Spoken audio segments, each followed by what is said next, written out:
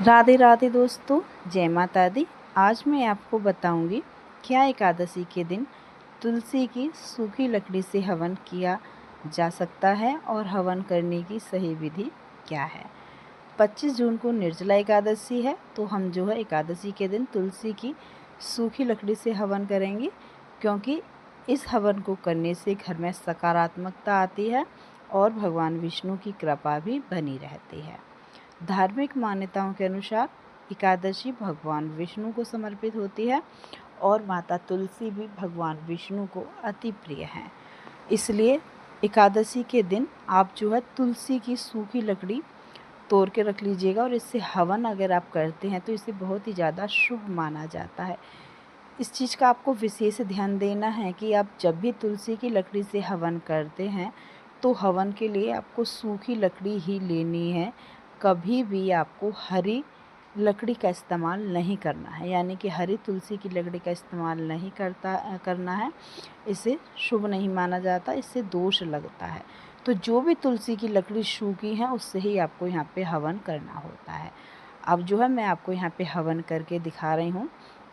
तो जो हवन करने की सारी सामग्री है वो मैंने यहाँ पे रख ली है, और जो तुलसी की लकड़ी मेरे पास में है सूखी, वो सारी मैंने तुलसी की लकड़ी यहाँ पे रख ली है, और सारी तुलसी की लकड़ी हमने तोड़ तोड़ के हवन कुंड में लगा ली हैं। इसके बाद में हवन की सामग्री को हम मिक्स करेंगे, एक साथ में मिला लेंगे। इसके बाद में जो है हम यहाँ पे आहुति देंगे।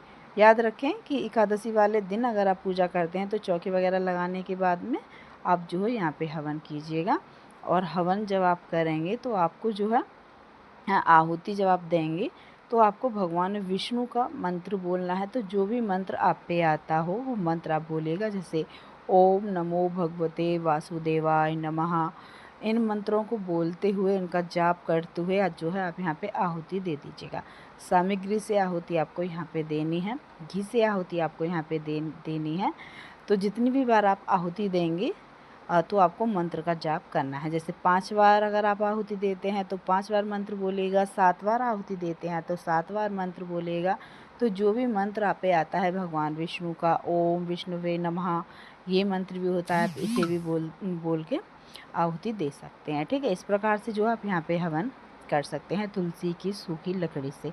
एक चीज़ का आपको विशेष ध्यान देना है कि जब भी आप यहाँ पे हवन करेंगे तुलसी की सूखी लकड़ी से तो हवन बीच में बुझना नहीं चाहिए।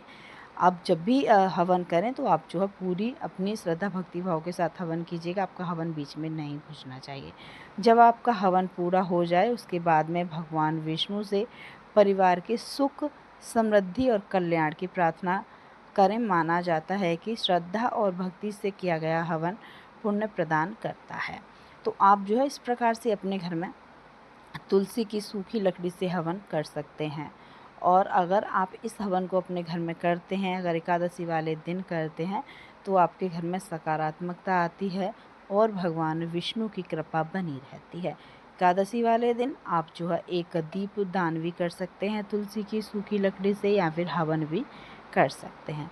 अब हमने जो है यहाँ पे हवन कर लिया है, हमारा हवन पूर्ण हो गया है। इसके बाद में हमने हवन को ठंडा किया है, तो ठंडा करने के लिए आपको यहाँ पे छींटे मारने होते हैं।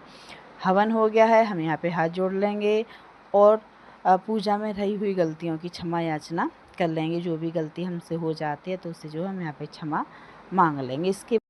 और इस प्रकार से आपका जो है यहाँ पे तुलसी की सूखी लकड़ी से हवन हो जाएगा। अगर आप तुलसी की सूखी लकड़ी से हवन करना चाहते हैं एकादशी वाले दिन, तो इस प्रकार से आप जो है यहाँ पे कर सकते हैं। मैंने बहुत ही सरल तरीके से बताया है, पूरी विधि आपको बताइए कैसे कर सकते हैं और कौन कौन सी सामग्री आपको यहाँ पे लेनी होती है।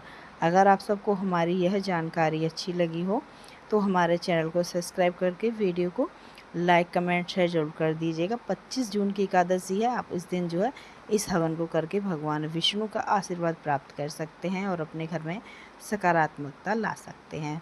जय माता दी दोस्तों, राधे राधे।